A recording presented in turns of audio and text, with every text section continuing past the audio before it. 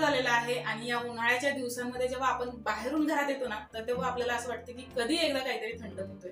तर साहजिकच आहे, बाहेर खूप ऊन असतं आणि या उन्हामधून जेव्हा आपण येतो तर घसा खूप कोरडा पडलेला असतो आणि आपल्या पोटाला थंडावा मिळेल, शरीर थंड राहील आणि आपला मन तृप्त होईल असं काहीतरी आपल्याला थंड प्यावंसं वाटतंच. तर बघा, आजची ही खास रेसिपी तुमच्यासाठीच. नमस्कार, एसबी किचन मराठीमध्ये आपलं खूप मनापासून स्वागत. तर आज आपण थोडंसं पारंपरिक पद्धतीने थंडगार मठ्ठा कसा बनवायचा ते बघणार आहोत. तर हा थंडगार जो मठ्ठा आहे ना, तर याची चव लग्न पंगतीत वाढल्या जाणाऱ्या मठ्ठ्यासारखीच आहे. तर आपण या लग्न पंगतीत वाढल्या जाणाऱ्या मठ्ठ्यावरती जेवणापेक्षा जास्त तुटून पडतो. त्यामुळे ही रेसिपी शेवटपर्यंत पहा. रेसिपी तुम्हाला आवडली तर लाईक जरूर करा आणि अशा छान छान रेसिपीज नेहमी पाहण्यासाठी चॅनलला सबस्क्राईब करा आणि सोबतच बाजूच्या बेल आयकॉनला प्रेस करून ऑल नोटिफिकेशन सिलेक्ट करा. चला तर मग पटकन सुरुवात करूया हा थंडगार मठ्ठा बनवायला.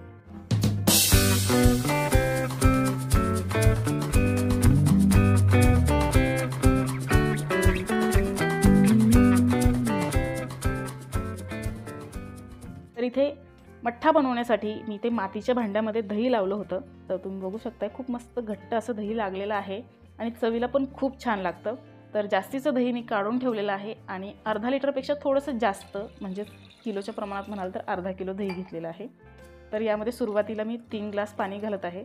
तर पाणी घालण्याच्या आधीसुद्धा तुम्ही रवीने याला घुसळून घेऊ शकता, पण मी विस्करने विस्क करणार आहे म्हणून मी इथे पाणी घातलेलं आहे. कारण जर दहीच फक्त विस्क करायचं म्हटलं तर हे बाहेर उडू शकतं, म्हणून पाणी घातले आणि क्वांटिटी थोडीशी वाढवली, म्हणजे हे बाहेर उडणार नाही आणि व्यवस्थित विस्क करता येईल. तर तुम्ही बघू शकता, विस्करने खूप मस्त असं याचा ताक करून घेतलेला आहे आपण. खूप छान असं ताक बनलेलं आहे आपलं. आणि आता आपण मसाला बनवायला घेऊया. तर ग्लासमध्ये मी अर्धा चमचा जिरं घेतलेलं आहे आणि इथे आलंसुद्धा किसून घ्यायचं आहे आपल्याला. तर तुम्ही भाजलेली जिऱ्याची पावडरसुद्धा वापरू शकता. तर या जिऱ्यामध्ये मी इथे साखर घातलेली आहे. साखर किंवा मीठ तुम्ही घालू शकता आणि हे चांगलं कुटून घ्यायचं आहे आपल्याला, पावडर करून घ्यायची आहे. साखर किंवा मीठ घातल्यामुळे जिऱ्याची पावडर पटकन बनते. आणि आता हे आलं आपल्याला घालायचं आहे. तर आल्याचं मी ते 1 इंच आलं घेतलेलं आहे आणि 1 हिरवी मिरची घ्यायची आपल्याला, छोटीशी हिरवी मिरची घ्यायची, म्हणजेच आपला मठ्ठा जास्त तिखट व्हायला नको. तर आता ही पेस्ट केलेली आपल्याला या ताकामध्ये घालायची आहे. आणि आता यामध्ये चाट मसाला घालायचा आहे. तर अर्धा चमचा चाट मसाला घातलेला आहे आणि इथे साखर घालायची आहे. तर 2 चमचे साखर घालायची आहे. साखरेचं प्रमाण तुम्ही तुमच्या आवडीनुसार कमी जास्त करू शकता. तर काळं मीठ घातलेलं आहे मी ते. तर अर्धा चमचा आपल्याला काळं मीठ घालायचं आहे आणि चवीनुसार आपल्याला इथे हे साधं मीठ घालायचं आहे. तर साधं मीठ इथे मी घातलेलं आहे. तर पाव चमच्यापेक्षा थोडंसं जास्त घातलं आहे. तर याला चांगलं ढवळून घेऊया. तर सुरुवातीला मी इथे पळीने ढवळत आहे आणि यामधली साखर आणि सगळे इन्ग्रेडियंट्स म्हणजे मीठ वगैरे सगळं व्यवस्थित विरघळावं म्हणून मी इथे विस्करसुद्धा वापरत आहे. विस्करने सुद्धा चांगलं व्यवस्थित ह्याला ढवळून घ्यायचं आहे, विस्क करायचं आहे आपल्याला, म्हणजे खूप मस्त पटकन हा मठ्ठा बनवून तयार होईल. तर तुम्ही बघू शकताय, याचा खूप मला फायदा झालेला आहे या विस्करचा. हे विस्कर कुठून घेतलं, मला अशी कमेंट आली होती माझ्या शॉर्ट व्हिडिओसाठी. तर हे मी ऑनलाईन ऑर्डर केलेलं आहे फ्लिपकार्टवरून. तुम्ही सुद्धा ऑर्डर करू शकता.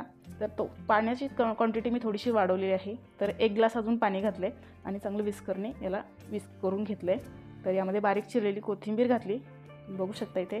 तर कोथिंबीर घालायच्या आधी तुम्ही याला 15 ते 20 मिनटं ठेवून गाळून मग कोथिंबीर घालून हे सर्व करू शकता. तर मी इथे आधी कोथिंबीर घातली आहे. मला याच्यातला मसाला गाळून काढायचं नाही आहे म्हणून मी आधी असंच सर्व केलेलं आहे. तर खूप मस्त थंडगार मठ्ठा बनवून तयार झाला आहे. हा मठ्ठा बनवताना आहे ना, मी थंड पाण्याचा वापर केला आहे, म्हणजेच माठातलं पाणी वापरलं आहे. तुम्ही फ्रीजमधलं पाणीसुद्धा वापरून हा मठ्ठा बनवू शकता किंवा यामध्ये तुम्ही बर्फसुद्धा ॲड करू शकता.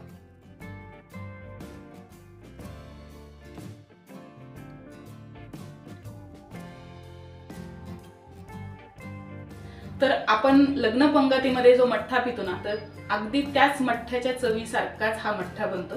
तर ही रेसिपी घरी नक्की ट्राय करा. हा मठ्ठा घरी नक्की बनवून पहा आणि ही रेसिपी कशी झाली, हा व्हिडिओ कसा वाटला तर कमेंट करून नक्की सांगा. हा व्हिडिओ तुम्हाला आवडला असेल तर लाईक जरूर करा आणि अशा छान छान रेसिपीज पाहण्यासाठी चॅनलला सबस्क्राईब जरूर करा.